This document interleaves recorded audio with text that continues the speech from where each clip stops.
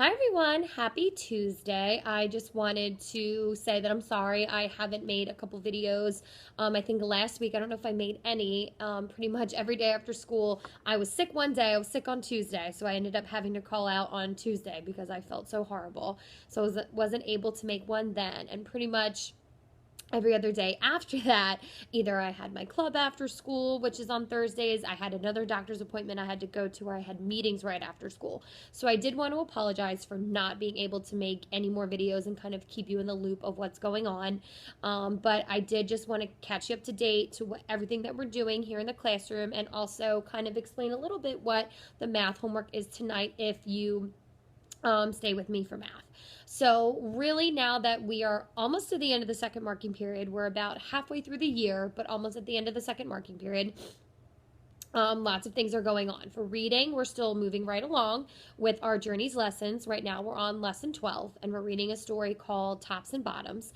It's a trickster tale where the characters are animals, and they kind of act and have different human traits to it. So they are being personified, and there's a bear and there's a hare, and they're two very different characters, and one of the characters ends up tricking the other. So it's a really, really fun tale. I would love for your student to tell you about that story because they were really loving it today, and they were just cracking up at how the one character was really able to trick the other character so much. So we were focusing on the theme or the message of the story. So the story has a moral, or a lesson that the one character can learn, and I guess something that we could all learn from reading the story. So that's that. For writing, we are just wrapping up our realistic fiction unit.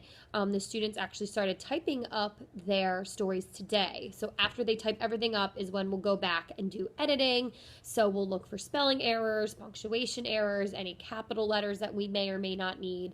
And then we'll also add some more details, like maybe we'll add some dialogue, or maybe there's another detail about your character that you want to add. So next week, we're actually going to do that. This week, I just want to focus it on getting it on the computer and getting everything typed up, so then we can go and edit it. For science, we're actually into our Earth systems unit. So we've been talking a lot about the sun, the moon, and the Earth, and all of their characteristics, and why are these objects important? Why do we need to know about these objects? We are learning about the sun and how close we are to the sun, and what are the effects of the sun, and why do we need the sun? And then today we actually did a really cool experiment on what makes day and night, and we learned different vocabulary like rotation and axis. So this is a really fun unit because there's lots of different things that we can do, lots of different experiments that we can do, so we can kind of better understand the sun, the moon, and the Earth, which again, this is one of my favorite units that I like to teach in the science world.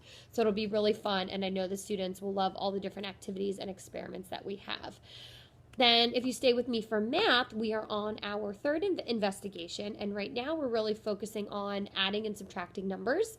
So we've been playing lots of cool different games where we have to add and subtract numbers. We've been doing different number stories. So there's something called the sticker station where you can go and buy sheets and strips of 10 and single stickers. So there's been word problems about that, and we've been working with different manipulatives like tens blocks and snaps cubes and things like that. So it's been fun, but again, the root of it is that we're practicing our addition, our subtraction. So today we played a game. It's called Close to 100. So what you did is that you were dealt 6 cards, and what you had to do is you had to pick 4 cards. So you had to realistically create two-digit numbers and try to add those numbers up to try to get to as close to 100 as you can. So we're playing a game. So you're with a partner in a group of 3. And that was your goal. So you had your 6 cards. They all ranged from 0 to 9, and there was even a wild card in there as well, so you could kind of pick your own number. So out of those 6 cards, you had to pick 4 and really try to use as many strategies as you could to try to get to 100, as close to 100 as you could.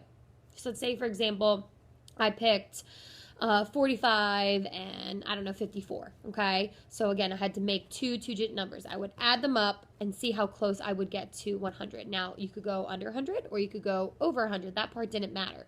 The way you got your score was what was the difference. So if I scored 98, then my actual score would be 100 minus 98. So it was only 2 away from 100. Let's say if my partner scored 105, I would then have to see how close were they to 100. So 105 minus 100 was 5 points. So if they had 5, I had 2, I would win.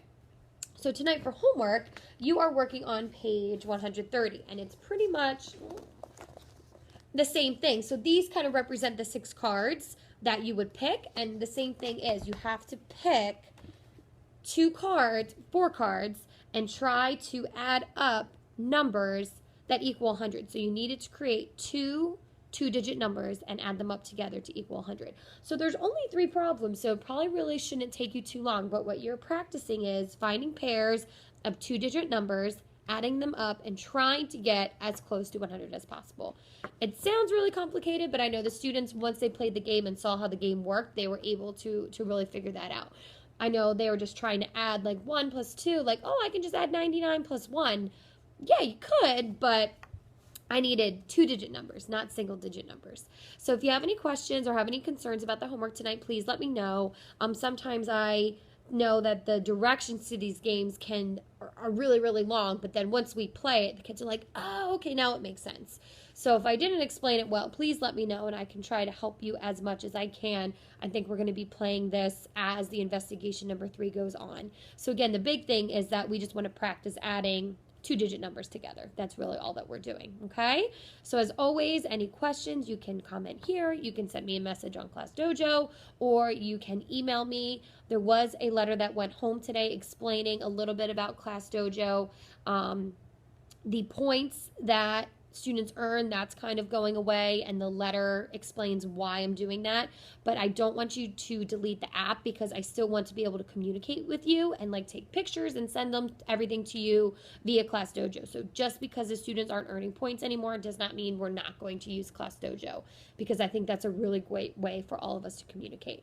Again, if you have any questions or comments, please let me know. Have a wonderful night. Knock on wood that the rain stays away. We'll have a dry night, and I will see you all in the morning. Bye.